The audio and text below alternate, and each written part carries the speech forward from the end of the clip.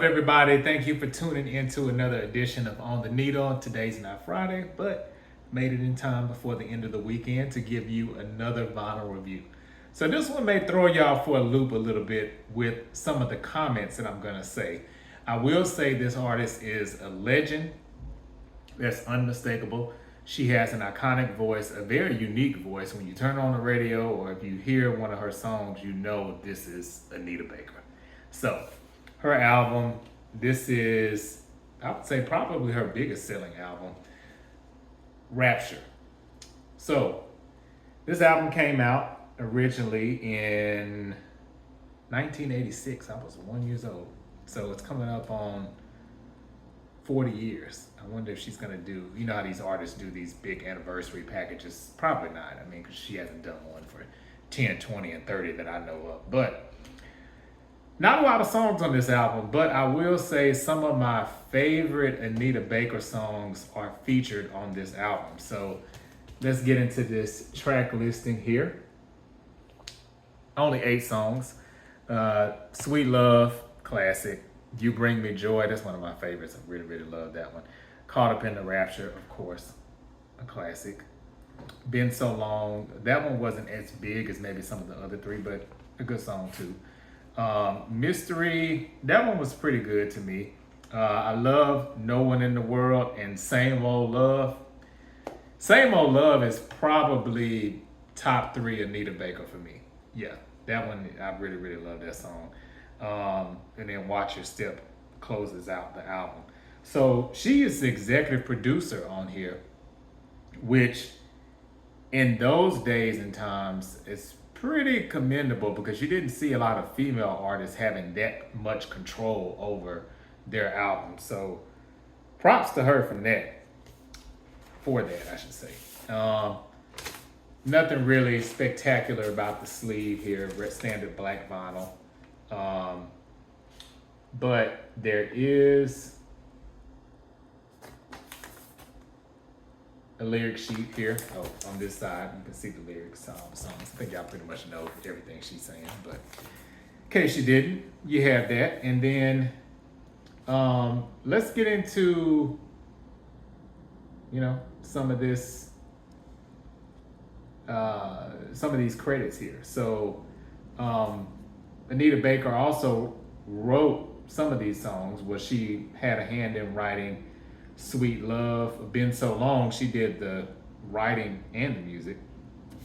But the big songs on here for the most part were not written by her from what I'm seeing.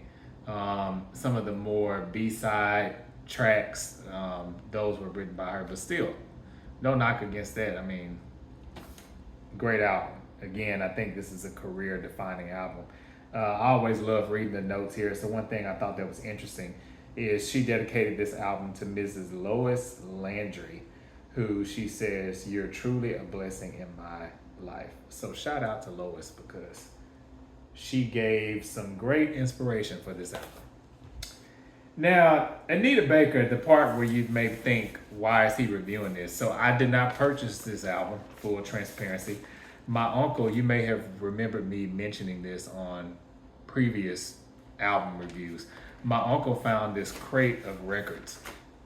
I didn't even take half of them, but I dug through the ones that I thought that I would want to keep. And this was one of them because I do think it's a classic album and something good to have in your collection. I can't say Anita Baker's one of my favorite artists. Although she has a good voice, she has one of those voices where I have to kind of take it in small dosages. I'm not going to just crash out on Anita Baker for the whole day. No. Jill Scott, yes. Erykah Badu, yes. Even SZA, yes. But Anita, it's not going to happen. It's just my personal opinion. Y'all can, come at me in the comments if you want to. But I do, again, nothing that takes away from her iconic status. She is a legend. As a matter of fact, I think it was the song Love Should Have Brought You Home, if I'm not mistaken, which I didn't find this out until in recent years, within the last few years, that song was initially meant for Anita Baker. she passed it up, and then it was given to Toni Braxton, and of course the rest is history with that. But the way that social media has dampered my light, if you will, of Anita Baker, I think it's just like with reality TV. Reality TV is great for some artists and it's not so great for others, because you get to see them in this light that you really didn't want to see them in. So there's something to be said for mystery.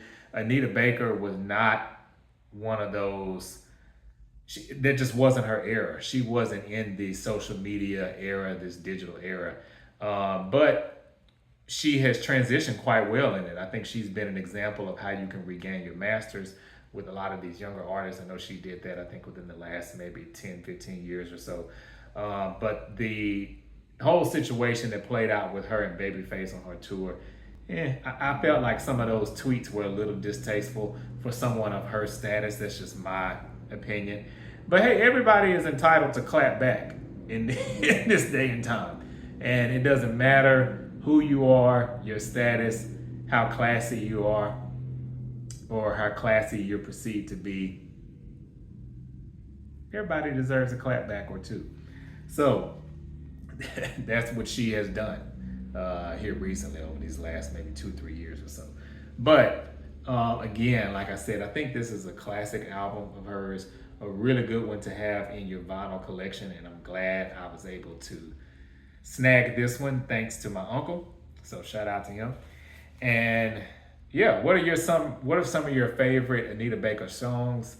What's your favorite album of hers? I will say, as a side note, that I love the song I Apologize.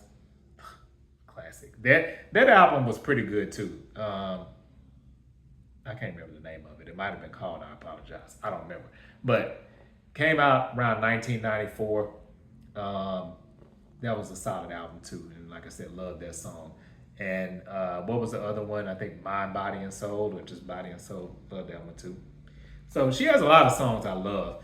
She's just not somebody I would just on a road trip like, ooh, let's put on this Anita Baker and just let it play. You know, a few songs, and I'm good. But let me know your thoughts. Leave it in the comments. And thanks to all of the new subscribers that have joined. You all continue to grow this channel, and I am forever grateful and appreciative.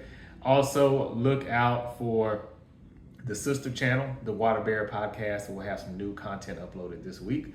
I will be showing the new episode of It's My Season, where I'm highlighting a season, Zodiac season, every month.